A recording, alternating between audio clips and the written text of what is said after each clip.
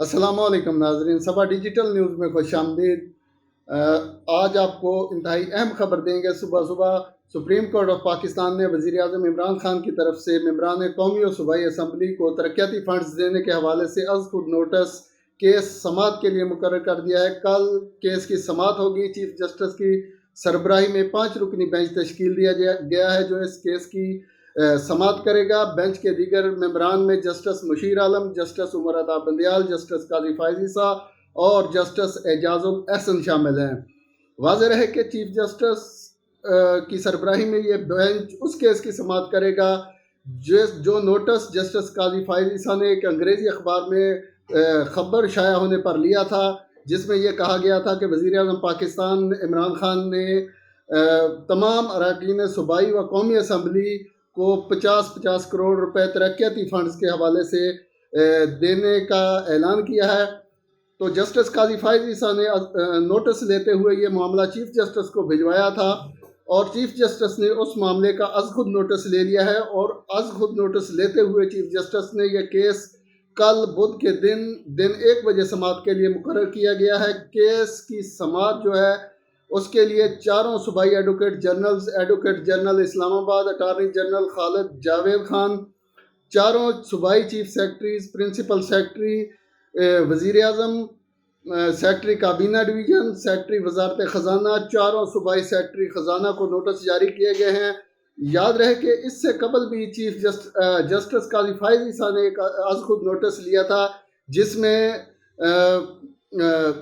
NAB میں جو تقرریاں ہوتی ہیں ان کا نوٹس لیا تھا، اور ان تقرریوں کے حوالے سے رول نہ بنائے جانے پر چیئرمین نیب کو نوٹس جاری کیا تھا۔ لیکن اس کیس میں چیف جسٹس نے وہ مقدمہ جو ہے اس میں دوبارہ جسٹس قاضی فائز عیسیٰ کو شامل نہیں کیا تھا، اور بینچ کی تشکیل تبدیل کر دی گئی تھی۔ پھر وہ ایک اور بینچ کے اندر وہ کیس سماعت کے لیے مقرر ہوا، لیکن یہ از خود نوٹس ایسا ہے جو جسٹس قاضی فائز عیسیٰ نے لیا ہے، اور اس کی سماعت کے لیے جو بینچ بنایا گیا اس میں جسٹس قاضی فائز عیسیٰ کو بھی شامل کیا گیا ہے، اور دیگر 4 ارکان جو ہیں، 4 ججز جو ہیں وہ شامل کیے گئے ہیں۔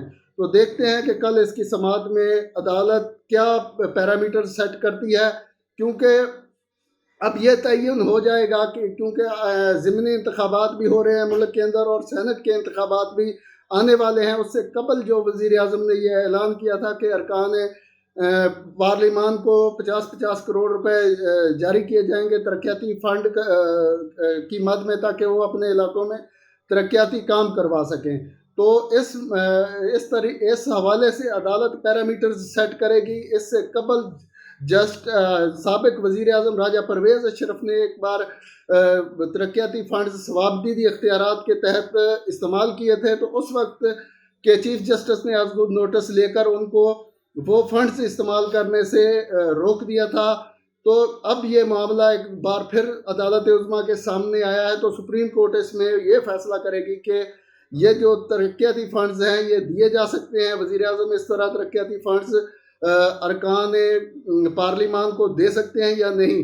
یہ انتہائی اہم مقدمہ ہوگا جو سپریم کورٹ آف پاکستان کی تاریخ میں اور ملک کی تاریخ میں ایک نئے طریقہ کار سیاسی رہنماؤں کے لیے وضع کرے گا۔ امید ہے کہ آپ کو یہ معلومات پسند آئیں گی، اور آپ ہمارے یوٹیوب چینل کو ضرور سبسکرائب کریں گے۔ اللہ تعالی ہم سب کا حامی و ناصر ہو۔